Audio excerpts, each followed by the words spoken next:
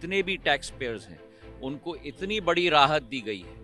12 लाख रुपए तक कोई टैक्स नहीं। अपोजिशन का पास बोलने के लिए कुछ नहीं था, क्योंकि वो एक्सपेक्ट नहीं किया कि इतना शानदार बजट होगा। मुझे इस बात की खुशी है कि कृषि विभाग की ओर उन्होंने विशेष रूप से ध्यान दिया है। थर्ड लार्जेस्ट इकोनॉमी बनाने के लिए कारगर साबित होगा, जिसमें स्कूली बच्चे, गरीब के बच्चे और हमारे सरकारी स्कूलों को हाईटेक करना, बिहार को मखाना इंडस्ट्री लगाने से लेके नए एयरपोर्ट, ग्रीन हरित एयरपोर्ट से लेके हर डिपार्ट, मतलब मुझे अब तक सेकंड टर्म हुआ, इतना शानदार बजट है कि मैं पूरे देश को शुभकामनाएं देता हूं। गरीबों के लिए, मिडिल क्लास, मध्यम वर्गीयों के लिए, सभी के लिए बहुत टैक्स से लेके हर जगह पे बहुत, कहीं पर भी बोझ नहीं आया, कहीं एक्स्ट्रा बोझ नहीं लादा गया।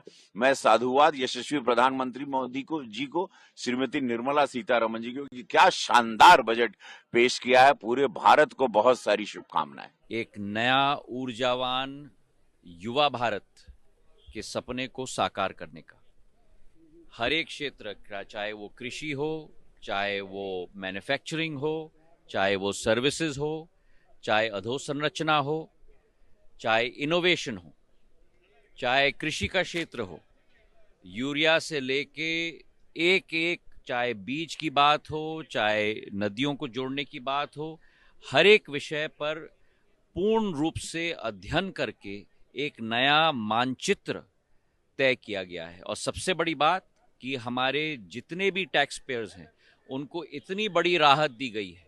12 लाख रुपए तक कोई टैक्स नहीं, और हर एक ब्रैकेट में आप देखोगे तो करीब करीब 40 से 25% की राहत हाई इनकम टैक्स पेयर के लिए तक भी दिया गया है।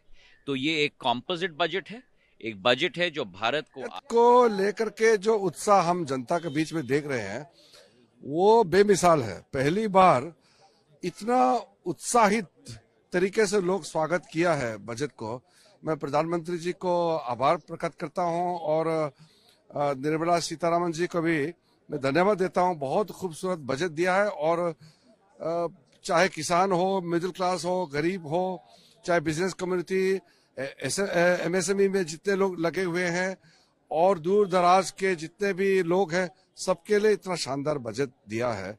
अब इसको डिटेल में हम लोग बात करेंगे और भी पॉइंट वाइज, सेक्टर वाइज जो काम किए हैं। लेकिन पहला रिएक्शन ये है कि देश उत्साह से भर गया है इस बजट के आने के बाद। अपोजिशन का पास बोलने के लिए कुछ नहीं था, क्योंकि वो एक्सपेक्ट नहीं किया कि इतना शानदार बजट होगा। अभी सरकार है कि बिहार का बजट है, बिहार के लिए ज्यादा। अरे देश का बजट है तो देश में ही तो है ना बिहार। अगर बिहार को कुछ अच्छा चीज मिल रहा है तो देश के लिए ही तो है। बजट की विशेषता ये है कि हमारी इकोनॉमी को एक्सेलरेट करने वाला ये बजट है।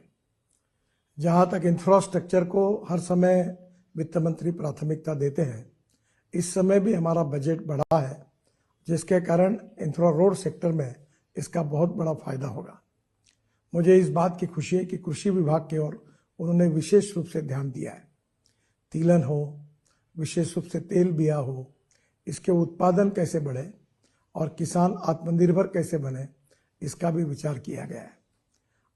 विशेष रूप से इनकम टैक्स के बारे में एक रिफॉर्म करके नया कानून लाकर इसको और सरलीकरण उसका करना, ये जनता के लिए बहुत बड़ी राहत होगी। टैक्स का एग्जम्पशन स्लैब जिस प्रकार से परिवर्तित किया गया है और 12 लाख रुपए तक कोई इनकम टैक्स नहीं लगेगा, ये घोषणा है, ये निश्चित रूप से एक मील का पत्थर भारत की अर्थव्यवस्था के इतिहास में साबित होगा।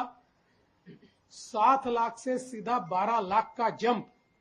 और मैं बता देना चाहता हूं कि 2014 में मोदी सरकार ने ही 2.5 लाख तक एग्जम्पशन लिमिट लेकर वो गए थे।